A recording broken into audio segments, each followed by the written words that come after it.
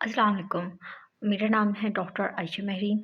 अब हम पढ़ेंगे फार्मास्यूटिक्स के हवाले से। फार्मास्यूटिक्स एक ऐसा सब्जेक्ट है जिसमें आप देख रहे होते हैं कि मेडिसिन जो है वो किस तरह से मैन्युफैक्चर होंगी। मैन्युफैक्चर होने के बाद फ़र्दर जो है वो मतलब किस तरह से आप उसको मार्केट के अंदर डिस्ट्रीब्यूट करते हैं, कैसे आप टैबलेट्स बनाएँगे, सिरप्स बनाएँगे, उनके क्या क्वालिटी कंट्रोल टेस्ट होते हैं, ये सारी चीज़ें जो है वो हम फार्मास्यूटिक्स के अंदर डिटेल में डिस्कस करते हैं।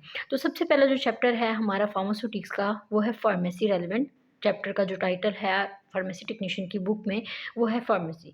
तो सबसे पहले हम डिस्क्राइब करेंगे कि वर्ड फार्मेसी जो है उसको किस तरह से एक्सप्लेन किया जाता है, किस तरह से उसके बारे में बताया जाता है। सबसे पहले अगर मैं डेफ़िनेशन की बात करूँ तो हमारे पास according to American college of pharmacy, word pharmacy जो है उसको डिस्क्राइब करता है कि ये एक ऐसी ब्रांच है मेडिकल साइंसेज़ की जो कि डील कर रही होती है with the study of discovery. मतलब कि आपने डिस्कवर करना है, उसको डेवलप करना है। मतलब जैसे कि आपने सुना होगा कि पेनिसिलिन जो है वो एक बैक्टीरिया से डिस्कवर हुई थी। पेनिसिलिन आपकी मेडिसिन है, टाइप ऑफ एंटीबायोटिक है।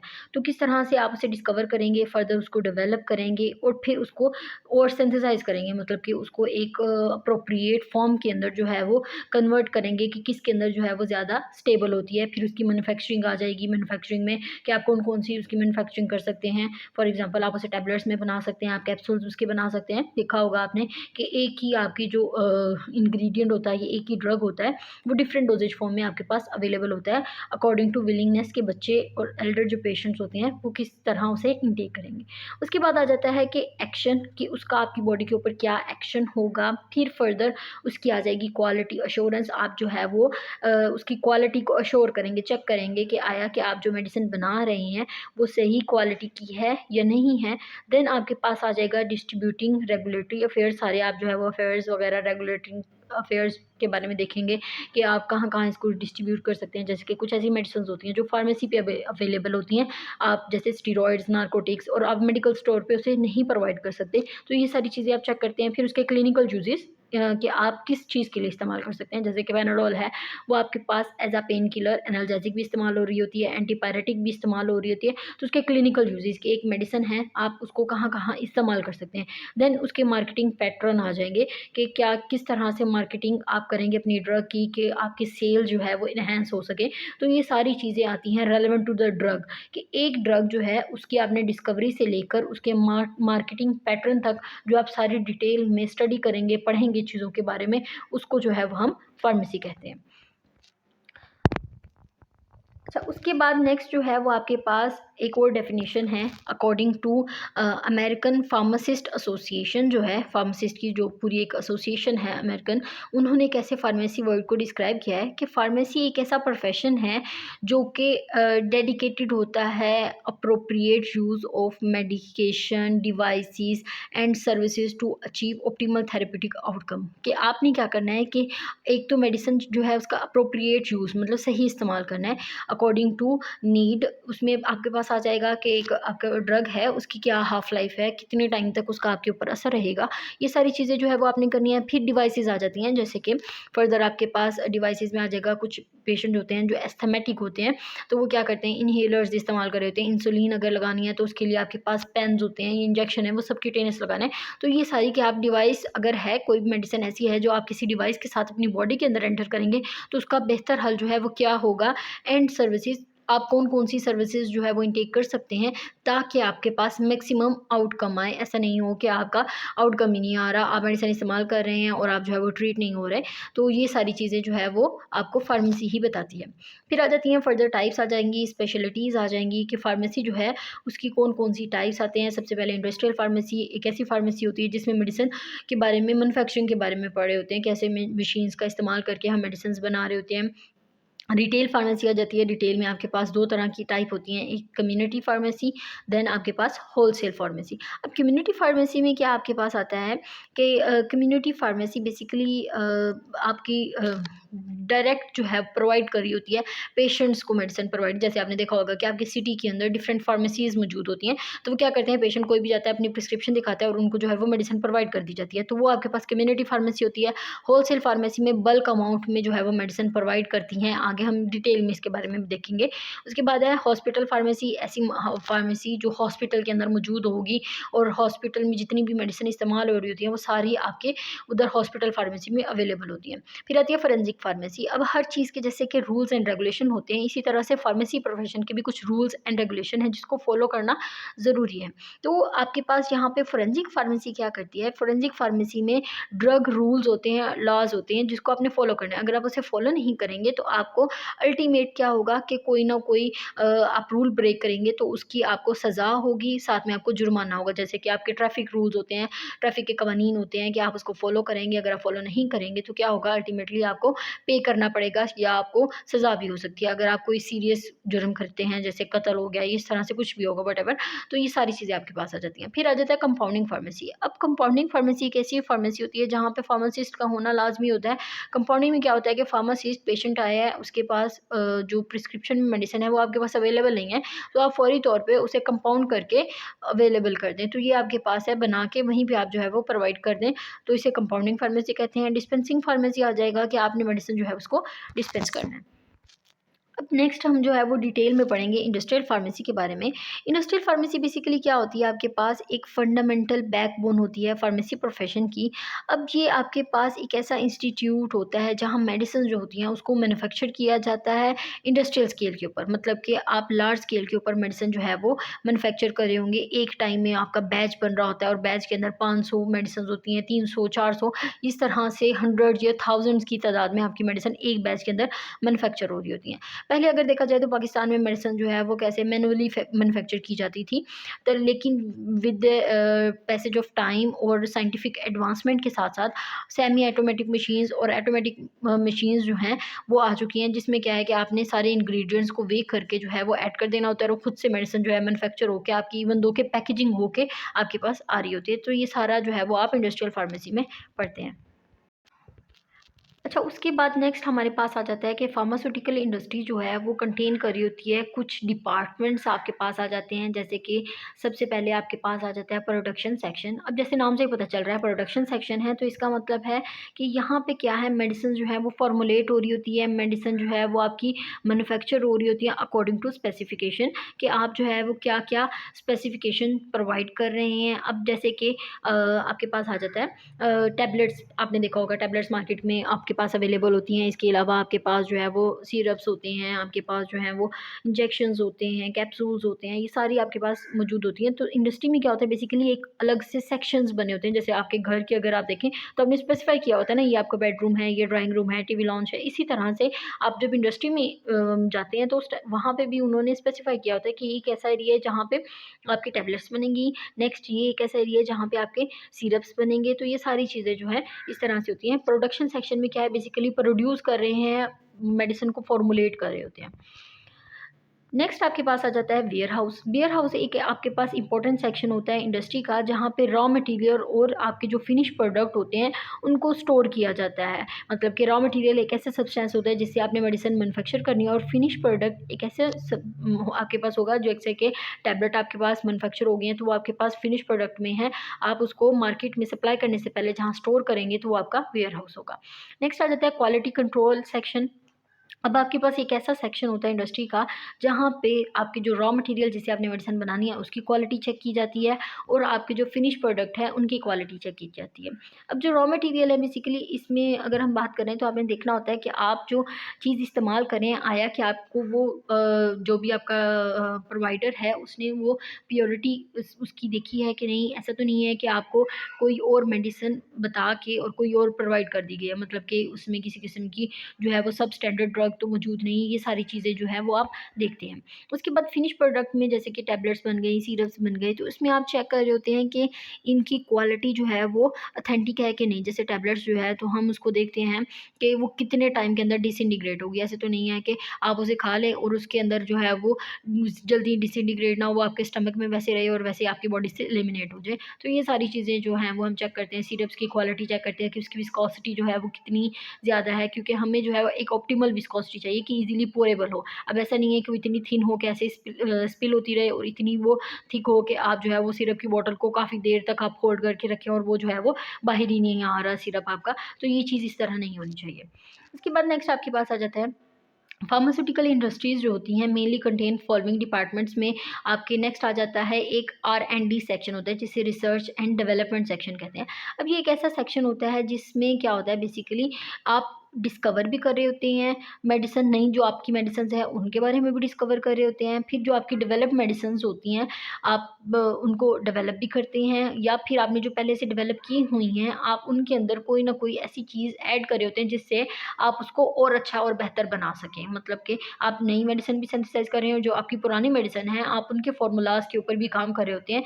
जैसे कि कुछ मेडिसिन होते हैं जिनके साइड इफ़ेक्ट होते हैं, तो आप उसमें चीज़ें ऐड करके देखते हैं कि आप किस तरह से साइड इफ़ेक्ट जो है उसको ओवरकम कर लें। ये नहीं है कि एक बार मेडिसिन जो है वो बन गई है तो बस वहीं पे बनी रहेगी। अब आपने देखा होगा कि आपके पास एक पैनाडोल है, पैनाडोल के अंदर आपकी सिंपल पैरासिटामोल मौजूद होती है, लेकिन एक आपके पास पैनाडोल एक्स्ट्रा आती है जिसमें पैनाडोल और साथ में कैफ़ीन का कॉम्बिनेशन आपके पास मौजूद होता है।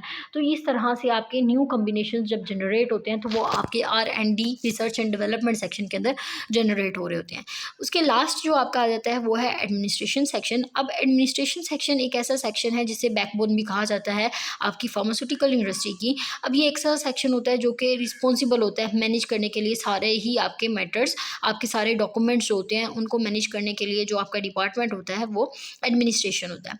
अब बेसिकली अगर मैं बात करूँ एडमिनिस्ट्रेशन की, तो आप किसी भी इंस्टीट्यूट में जब भी एडमिशन लेते हैं तो आप अपना जमा करवा रहे होते हैं, अपने डॉक्यूमेंट्स सबमिट करवा रहे होते हैं आपके। फॉर एग्जांपल आपने फार्मेसी टेक्नीशियन में ही एडमिशन लिया है तो आपके डॉक्यूमेंट्स होंगे जिसमें आपका मैट्रिक का रिजल्ट कार्ड होगा, आईडी कार्ड या बेफॉर्म, ये इस तरह की चीज़ें जो है प्रोवाइड करते हैं पूरी एक फ़ाइल। तो वो एक रिकॉर्ड के तौर पे एडमिन डिपार्टमेंट जो है वो अपने पास रखता है कि हाँ ये स्टूडेंट हमारे पास इनरोल है, इसके ये डॉक्यूमेंट हमारे पास मौजूद है। और जब एडमिशन आएगा वो वहीं से आपका रिकॉर्ड एडमिशन भेजना होगा तो वो वहीं से आपका रिकॉर्ड उठाएगा और वो जो है वो एडमिशन आपका भेज देगा। तो इसी तरह से आपका जो फार्मास्यूटिकल इंडस्ट्री में एडमिनिस्ट्रेशन डिपार्टमेंट होता है वहाँ पे क्या होता है बेसिकली सारे रिकॉर्ड्स मौजूद होते हैं कि कौन सी मेडिसिन बनी है, कौन सी मेडिसिन कहाँ डिस्पैच हुई है, कितना बैच हमने बनाए हैं, कितने बैच हमारे अभी रिमेनिंग है, ये सारी चीज़ें जो हैं वो आपके पास वहाँ पे मौजूद होंगी। अच्छा, उसके बाद हमारे पास नेक्स्ट आ जाती है जो ब्रांच वो है कम्युनिटी फार्मेसी। अब कम्युनिटी फार्मेसी में बेसिकली आपके एक पिलर है फार्मेसी प्रोफेशन का। अब इसमें क्या है प्रोवाइड करते हैं फार्मास्यूटिकल सर्विसेज कम्युनिटी लेवल पे। फार्मास्यूटिकल सर्विसेज का मतलब है बेसिकली आप क्या करते हैं मेडिसिन प्रोवाइड कर रहे होते हैं या मेडिसिन के रेलिवेंट जो भी इंस्ट्रक्शंस होती हैं बेसिक आप वो बता रहे होते हैं पेशेंट को कि आपने ये मेडिसिन किस तरह से इंटेक करनी है। जैसे कि कुछ एंटीबायोटिक्स होती हैं आप उसके साथ मिल्क का इंटेक नहीं कर सकते, वो क्या करती हैं कि वो जो है वो आपके कॉम्प्लेक्सेस बना देती हैं या आपकी मेडिसिन जो है उसकी एब्जॉर्प्शन को कम कर देती हैं, आपकी बॉडी के अंदर एब्जॉर्ब नहीं होने देती। अगर वो एब्जॉर्ब नहीं होंगी तो एट द एंड कोई भी आपका थेरेप्यूटिक इफेक्ट जो है वो प्रोड्यूस नहीं कर सकती। तो ये सारा जो है वो आप कम्युनिटी फार्मेसी के अंदर पेशेंट को बता रहे होते हैं। उसके बाद गोल क्या होते हैं, मतलब क्या गोल्स होते हैं, जैसे हर एक पर्सन के अपने गोल्स होते हैं कि मैंने ये चीज़ अचीव करनी है, मैं इस तरह से ये करूँगा।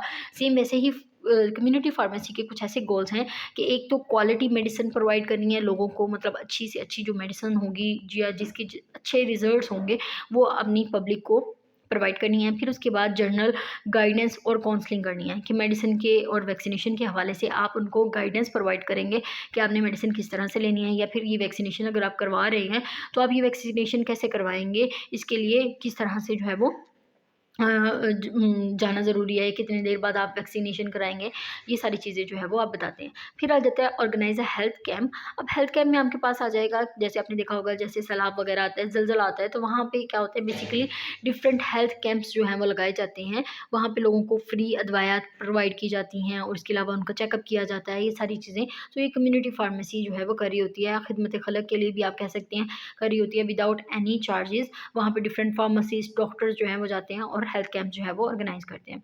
इसके बाद आ जाता है organise health talks and seminars. तो इसमें आपके पास आ जाता है कि डिफरेंट सेमिनार्स और हेल्थ टॉक्स बताई जाती हैं ऐसे एरियाज़ के अंदर, बेसिकली जो आपके रूरल एरियाज़ होते हैं जहाँ पे इतनी अवेयरनेस नहीं होती, तो फिर वहाँ पे जाके हेल्थ या फिर जो आपकी डिफरेंट इंस्टीट्यूट्स होते हैं, यूनिवर्सिटीज़ होती हैं, स्कूल्स होती हैं, वहाँ पे जाके हेल्थ की और हाइजीन किस तरह मेंटेन करनी है, ये सारी चीज़ों के बारे में जो बताती है वो कम्युनिटी फार्मेसी है। अब बेसिकली मैंने लास्ट भी आपको बताया था कम्युनिटी फार्मेसी जो है उसको दो हिस्सों में डिवाइड कर दिया जाता है। एक तो रिटेल फार्मेसी आ जाता है, दूसरा जो है वो आपके पास होलसेल फार्मेसी आ जाएगा। रिटेल फार्मेसी आपका बेसिकली एक ऐसी बिजनेस ओरिएंटेड फार्मेसी होती है जहाँ पे मेडिसिन जो है डिस्ट्रीब्यूटर से ले या होलसेलर से लेकर जनरल पब्लिक को दी जाती है और अपना उनका फिक्स्ड परसेंटेज प्रॉफिट होता है।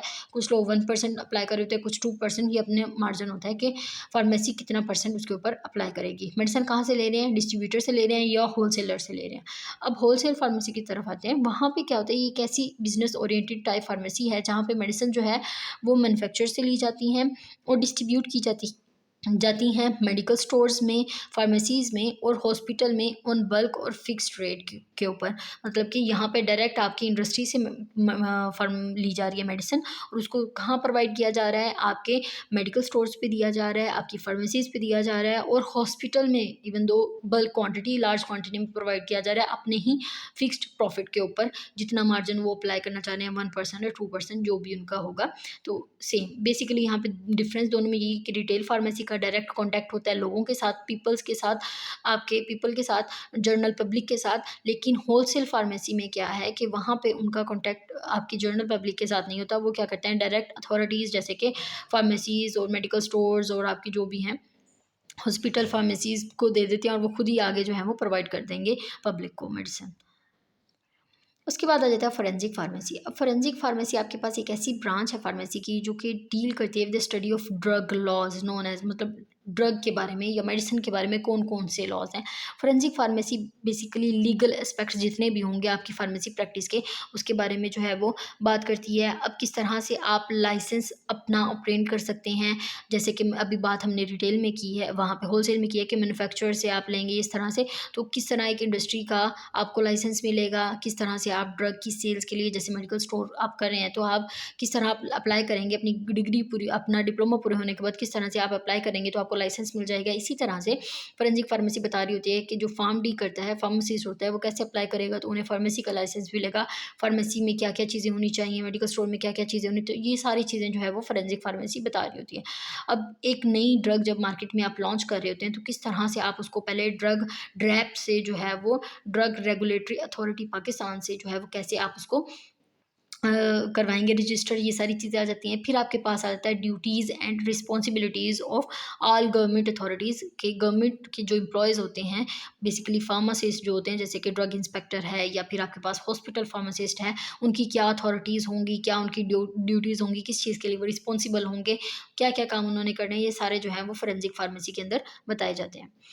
उसके बाद नेक्स्ट आ जाता है हॉस्पिटल फार्मेसी। हॉस्पिटल अगर हम बात करें एक ऐसी जगह है, एक ऐसा इंस्टीट्यूट होता है जहाँ पे बीमार लोगों को जो है वो ट्रीटमेंट प्रोवाइड किया जाता है। अब हॉस्पिटल फार्मेसी में आपके पास एक डिपार्टमेंट होता है जिसे जो है वो हम जहाँ पे फार्मेसी प्रैक्टिस की जाती है, फार्मेसी के बारे में या मेडिसिन्स के बारे में गाइडेंस प्रोवाइड की जाती है, मेडिसिन स्टोर की जाती है, ये सारी चीज़ें, तो उसे जो है वो हम हॉस्पिटल फार्मेसी कहते हैं। अब जो हॉस्पिटल फार्मेसी के ऊपर काम करेगा, जो उसे हॉस्पिटल फार्मासिस्ट कहेंगे। बेसिकली वो सारा मैनेज कर रहा होता है कि हॉस्पिटल के अंदर जो मेडिसिन है वो शॉर्टेज नहीं होनी चाहिए, हर जो लोग हैं उनको मेडिसिन प्रोवाइड करनी चाहिए, बेशक वो आपके पास मैन्युफैक्चरर से आ रही है या आप किसी भी लोकल फार्मेसी से परचेज़ करके पेशेंट को प्रोवाइड कर रहे हैं। तो ये सारी चीज़ें जो है वो आपके पास हॉस्पिटल फार्मासिस्ट जो है वो डील करता है। उसके बाद आ जाता है difference between pharmacist and a pharmacy technician. अब फार्मासिस्ट और फार्मेसी टेक्नीशियन के अंदर क्या डिफरेंस होगा। फार्मासिस्ट कोई भी एक ऐसा पर्सन होगा जो कि होल्ड करता है बी फार्म और फार्म डी की डिग्री पाकिस्तान में फार्मेसी कौंसल रिकग्नाइज्ड इंस्टीट्यूट, मतलब इंस्टीट्यूट में वो फार्मेसी कौंसल से आपका रजिस्टर्ड होना चाहिए इंस्टीट्यूट। वो यूनिवर्सिटी भी हो सकती है, वो प्राइवेट यूनिवर्सिटी हो सकती है, गवर्नमेंट यूनिवर्सिटी हो सकती है, वो आपके पास प्राइवेट कॉलेज हो सकता है, गवर्नमेंट कॉलेज हो सकता है, लेकिन वो रिकग्नाइज हो, उनके पास सीट्स मौजूद हों कि फार्मेसी कौंसल उनको इतनी सीट्स दे रहा है कि वो फार्म डी की डिग्री जो है वो करवाएं। उसके बाद उनका जो है वो प्रोविजनल कौंसल ऑफ पाकिस्तान जो है वहाँ पे उसका नाम जो है वो रजिस्टर के अंदर जो है वो होना चाहिए, या उसके पास उसका रजिस्ट्रेशन सर्टिफिकेट होना चाहिए। जैसे कि अभी पाकिस्तान के अंदर, अभी हम जिस एरिया में हैं, बेसिकली बिहाड़ी के अंदर जो एरिया है वो पंजाब के अंदर बिहाड़ी एरिया आ रहा है पंजाब के अंदर। तो पंजाब फार्मेसी काउंसिल जो है वो जितने भी इंस्टीट्यूट है पंजाब के अंदर, वो पंजाब फार्मेसी काउंसिल जो है उसको रजिस्टर करेगी, जितने फार्मासिस्ट वहाँ से ग्रेजुएट होंगे, और उनका नाम जो है वो रजिस्टर ए के अंदर एंटर कर देगी कि हाँ ये ग्रेजुएट हो चुका है, इसके पास जो है वो सर्टिफिकेट मौजूद है, ये इसने 5 ईयर की डिग्री जो है वो अपनी यूनिवर्सिटी से क्लियर कर लिया। अब असिस्टेंट फार्मासिस्ट और फार्मेसी टेक्नीशियन की बात करें, एक ऐसा पर्सन जिसके पास डिप्लोमा होता है। डिप्लोमा बेसिकली 2 साल का होता है, फार्म डी की डिग्री जो है वो आपके पास 5 साल की होगी। किसी भी कॉलेज से, यूनिवर्सिटी से होना चाहिए फार्म, और वो कॉलेज जो है या जिस यूनिवर्सिटी से आप ये डिप्लोमा कर रहे हैं वो भी फार्मेसी काउंसिल से रजिस्टर्ड होना चाहिए, उनके पास जो है वो सीट्स होनी चाहिए, और उसका नाम जो है वो हम लिखेंगे रजिस्टर बी में, एंटर करेंगे, जो भी आपका असिस्टेंट फार्मासिस्ट और फार्मेसी टेक्नीशियन होगा। ठीक है। उसके बाद नेक्स्ट आपके पास आ जाता है कि असिस्टेंट जो फार्मासिस्ट है उसके क्या वर्किंग एरियाज़ होते हैं, उसने क्या क्या काम करना है हॉस्पिटल फार्मेसी में। एक तो ये आ जाएगा आपके पास परचेज़ ऑफ क्वालिटी मेडिसिन, उसने क्वालिटी जो मेडिसिन है उसको परचेज़ करना है, मेडिसिन की मैनेजमेंट करनी है कि आपकी सारी मेडिसिन जो है वो प्रॉपर मौजूद है कि नहीं, अगर शॉर्टेज है तो आप उसको जो है वो मंगवाएँ, अगर वो किसी की नियर एक्सपायरी है तो आप क्या करें, उसको पहले इस्तेमाल करें, अगर वो एक्सपायर हो गई है तो आप उसको डिस्कार्ड कर दें। डिस्पेंसिंग ऑफ मेडिसिन इन और आउट पेशेंट, दोनों तरह के जो पेशेंट आपके हॉस्पिटल में होते हैं बेसिकली, एक तो इन पेशेंट होते हैं जो कि वहाँ पे एडमिट होते हैं, आप उनको प्रोवाइड करें, और आउट पेशेंट वो वाले होते हैं जो कि आते हैं, मेडिसिन लेंगे और चले जाएँगे, तो उनको भी मेडिसिन डिस्पेंसरी से प्रोवाइड की जाए। उसके बाद टीपीएन आ जाता है, टोटल पेरिटल न्यूट्रिशन जो है उसकी मैन्युफैक्चरिंग आपने देखा होगा। कुछ ऐसे लोग होते हैं जो कि आपने नॉर्मल एक ज़ुबान में ये वर्ड सुना होगा कि इसको खुराक की नाली लगी हुई है। खुराक की नाली बेसिकली क्या होती है, टोटल पेरिटल न्यूट्रिशन होती है, एक ऐसा सॉल्यूशन होता है जिसके अंदर सारे वो न्यूट्रिएंट्स मौजूद होते हैं जो कि एक इंसानी जिस्म की बुनियादी ज़रूरत होते हैं। तो वो उसको मैन्युफैक्चर किस तरह करना है उसमें हेल्प करेंगे। ये हम नेक्स्ट टोटल पेरिटल न्यूट्रिशन जो है वो नेक्स्ट चैप्टर 8 में डिटेल में जो है वो आपको बताया गया है, हम उसमें जो है वो इसको डिस्कस करेंगे। उसके बाद आता है प्रिपरेशन ऑफ स्टेराइल सॉल्यूशन, ऐसे सॉल्यूशन जो कि पायरोजन फ्री हो, जिसमें किसी किस्म का कोई भी बैक्टीरिया ना हो, उसको प्रिपेयर करना, एजुकेट करना, ट्रेनिंग देना नर्सिस और पैरामेडिक्स, मतलब जैसे डिफरेंट डिस्पेंसर्स वगैरह या एमएलटी के आपके स्टूडेंट्स होते हैं, मेडिकल लेबॉरेटरी टेक्नीशियंस, उनको जो है मेडिसिन के हवाले से गाइडेंस प्रोवाइड करना। तो ये सारा जो है वो बी कैटेगरी स्टूडेंट्स और फार्मेसी असिस्टेंट जो हैं ये काम करते हैं हॉस्पिटल के अंदर। उसके बाद आ जाता है क्लिनिकल फार्मेसी। अब क्लिनिकल फार्मेसी अगर हम देखें, European society of clinical pharmacy किस तरह से डिस्क्राइब करती है, एक ऐसी फार्मेसी की स्पेशलिटी है जिसके अंदर हम ड्रग की बात करते हैं, मेडिसिन की बात करते हैं, in contrast with a specific disease कि आपको कौन सी बीमारी है। फॉर एग्जांपल हम किसी भी मेडिसिन जो है उसको देखेंगे, उसको स्टडी करेंगे, जैसे किसी को ब्लड प्रेशर की बीमारी है तो हम सारी जो मेडिसिन जो हैं उनको स्टडी करेंगे, और उसमें एक मेडिसिन जो है उसको चूज़ करेंगे as a first line medicine, कि अगर पर्सन को बीमारी है तो हम पहले, सबसे पहले जो ट्रीटमेंट या थेरेपी स्टार्ट करेंगे, हम कौन सी मेडिसिन जो है प्रोवाइड करेंगे। इसी तरह अगर किसी को डायबिटीज़ है तो हम फर्स्ट लाइन में कौन सी मेडिसिन रखेंगे कि अगर अभी शुरुआत है तो हम ये मेडिसिन देंगे, अगर वो मेडिसिन से नहीं कंट्रोल हो रहा तो देन हम इंसुलिन के ऊपर मूव करेंगे। तो किसी भी डिज़ीज़ को स्टडी करना with contrast there specific medicine, की कौन सी मेडिसिन हम ज़्यादा अच्छे से उसके ऊपर काम करेगी, उसे क्लिनिकल फार्मेसी कहते हैं। और ऐसा पर्सन जो कि ये सारा काम कर रहा होता है फार्मेसी, क्लिनिकल फार्मेसी के ऊपर, उसे क्लिनिकल फार्मासिस्ट कहते हैं। अब इसमें आपके पास आता है रिस्पॉन्सिबिलिटीज़ क्या होती हैं क्लिनिकल फार्मासिस्ट की। अब मेडिकेशन को एक तो रिव्यू करना विद द डायग्नोसिस, कि आपको जो पेशेंट को डायग्नोज हुआ है, दो जो बताया गया है कि हाँ इसको ये बीमारी है, आपने देखना है कि जो उसको मेडिसिन प्रोवाइड की जा रही है, आया वो उसके लिए बेहतर है, या ऐसा तो नहीं है कि ये मेडिसिन उसके ऊपर असर ही नहीं करेगी। क्योंकि कुछ पेशेंट ऐसे होते हैं जिनको एक साथ 2 बीमारी होती हैं, जिनको ब्लड प्रेशर भी होता है, साथ डायबिटीज़ भी होता है। तो हमने बिल्कुल भी ऐसी मेडिसिन प्रोवाइड नहीं करनी जिसकी वजह से दूसरी बीमारी जो है उसके ऊपर खतरनाक असरात होना शुरू हो जाएँ। Study about drug interaction for specific prescription. अब आपने प्रिस्क्रिप्शन जो होती है, जो डॉक्टर हदायत जारी करके लिख के देता है पेज के ऊपर, उसे प्रिस्क्रिप्शन कहते हैं।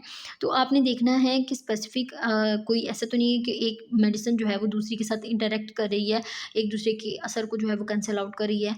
फिर ड्रग एडवर्स रिएक्शन प्रोफाइलिंग, ऐसा तो नहीं है कि कोई मेडिसिन आपने प्रिस्क्राइब कर दिया लेकिन उसका जो है वो वो लोगों के ऊपर बहुत ख़तरनाक रिएक्शन होना शुरू हो जाता है। तो ऐसा तो नहीं है वो पेशेंट को प्रोवाइड कर दी है और वो पेशेंट जो है उसके ऊपर असर हो सकता है, उसकी जो है इतनी इम्यूनिटी नहीं है कि वो उसको विथस्टैंड कर सके।